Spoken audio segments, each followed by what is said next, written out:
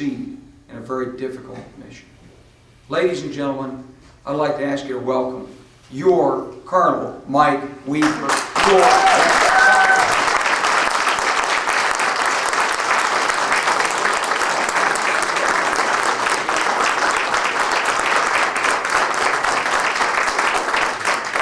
This administration and my opponent, their strategy is stay the course. Stay the course makes absolutely no sense at all. You absolutely have to change the course, just like I did as a troop commander, just like every commander that ever commanded a combat unit does.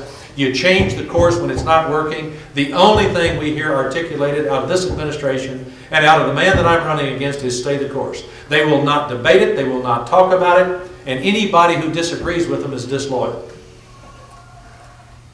Disloyalty here is to the soldiers, the sailors, the airmen, the Marines who are fighting this war.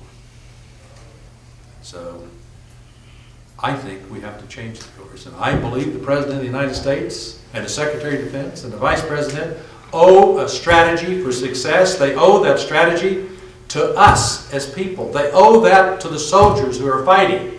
And they owe it to the Congress of the United States. They owe that. And if you look at what's going to happen in the next 2 years, it has to happen now. There has to be a new strategy. There absolutely must be, not a new strategy, a strategy. It will be the first strategy.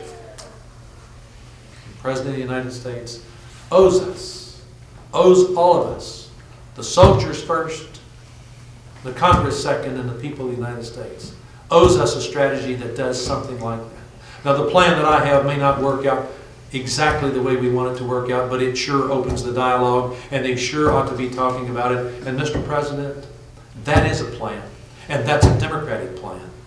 And don't ever say again that we don't have a plan, because we do, and I have articulated to the colleagues that I will soon be serving with, and they agree that we need to do this. And they will listen to me and other people like me, because I have a passion for the defense of this country and a compassion for every veteran that ever served.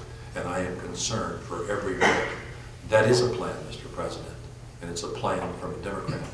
And we need to put it in force, or we need to come up with something better. And Mr. Lewis, you need to do the same thing.